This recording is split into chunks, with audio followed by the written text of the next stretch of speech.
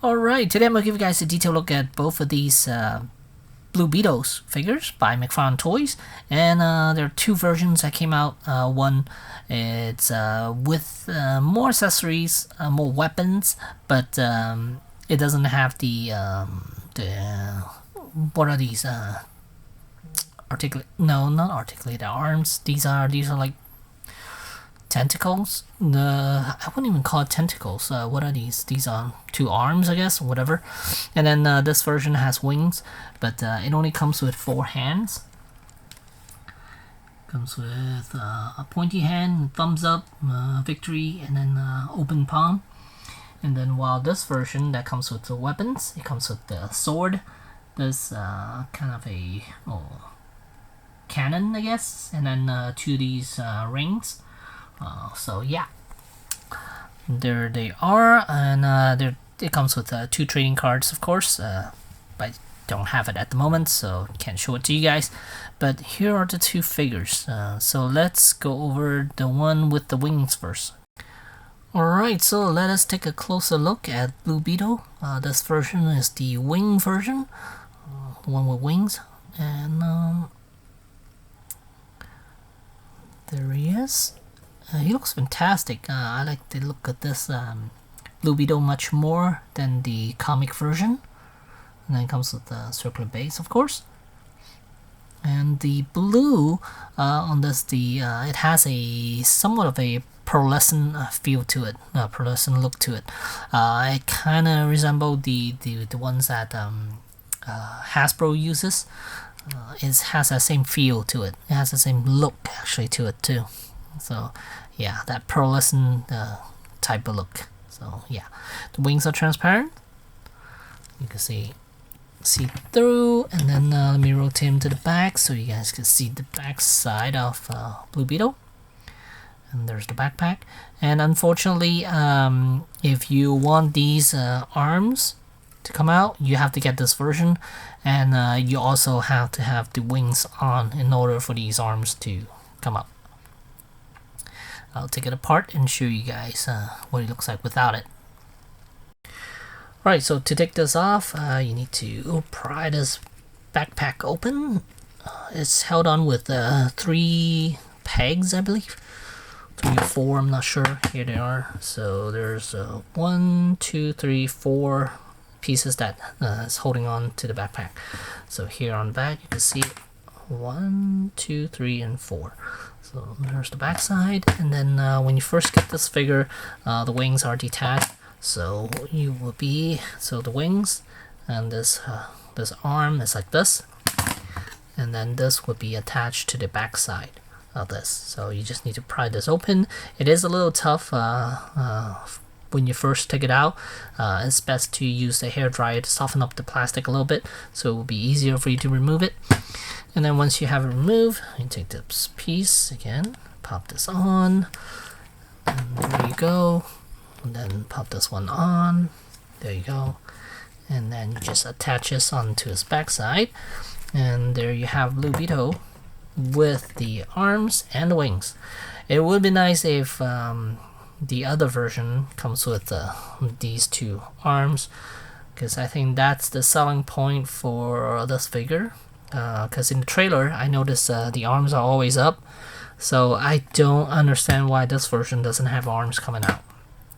Even when he's holding on to this weapon, his arms, those little arms or antenna, whatever you call them, they are sticking upward. So yeah, I don't understand why they're not up. Maybe in the film these will go down when he's fighting or something, or when he's holding on to these weapons, or even this. So I'm not sure, but based off of the trailer, this is pretty inaccurate.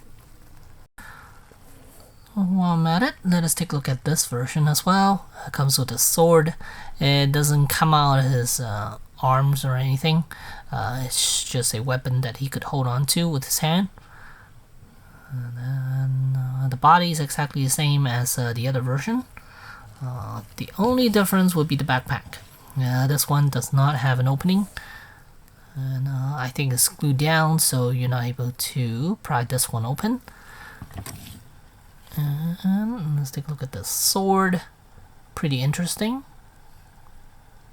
It reminds me of Cloud Strife's weapon from Final Fantasy. That's nice. And then this one comes with these rings. I guess these are also weapons. And then this one, this is strange. It's more of a, I think it's more of a cannon or something. But on the back here, there's a hole, but it doesn't really attach to the arm that well. Okay, so I just noticed something. Apparently, right here, there's a cut right there. So this arm, this forearm section can be removed. I guess once you remove that, there's a peg in there would fit that arm cannon a bit more. Because the wrist will not fit that arm cannon. Alright, so I'm going to attempt to remove this. Let's see. Okay, much better. So there's right there, there's the peg. And then here, I guess you lined up the design of it. And then you just pop it through, but it's not going in. I might have to use a hairdryer to... No, actually I got it. I didn't push it all the way in, but you get the idea. Ooh, it's kind of cool actually. So this weapon version of Blue Beetle is kind of cool with the arm as well too. The arm cannon. Interesting. Yeah, so he has, so I'll have him hold on to the sword and the arm cannon. I really like this pose. I have him currently. Yeah, that's great. But as far as articulation, it's exactly the same as all your McFarlane Toys figure. So let me remove some of these accessories so I can show you. So the head is on a ball joint, and you could have him look up and down. It's best to heat it up with the hairdryer first to soften up that the stickiness of it. And once you get that out of the way, then you could rotate his head every which way, and he does give you pretty good range of motion. So as for the shoulders, it's a ball hinge joint, but the peg that's attached to the torso, it's on a ball joint, so it's give you a lot of range right here. And then again, spacer piece. They do that to all their McFarlane Toys figures now, so yeah. So it gives you a little more range. And then, of course, bicep, there is a swivel joint, and then double jointed elbows. And then we have a ball hinge wrist right here. And then as for the torso, we have up here the chest, there's a ball joint, and the waist, there's another ball joint. And then it's hidden by this rubber panties. Grandma panties, quite big. And then legs could go up quite well because it is rubber piece, and you could do the splits quite well on this one, and thigh swivel not so much on this one. Yeah. And then double jointed knees,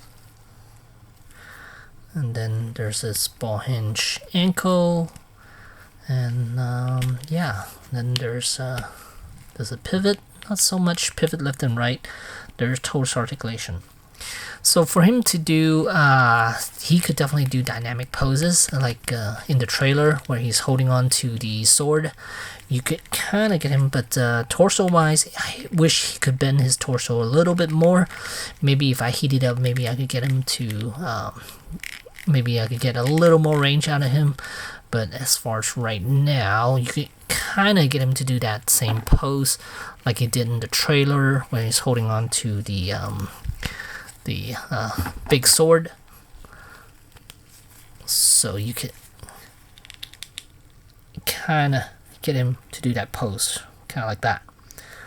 So yeah, so definitely able to achieve a lot of dynamic, well, pretty good dynamic poses, not like all of them, or yeah, some really good poses, I would just say. And then if you picked up the other version, then you have a lot more accessories to play with. You have different hands for different expressions or different gesture that you could give them, so that's kind of cool. Most people would probably just pick one, and it's hard to say. I think if, you know what, one second. So as I was saying, I think most people would pick pick the weapons version more, because the wings are just really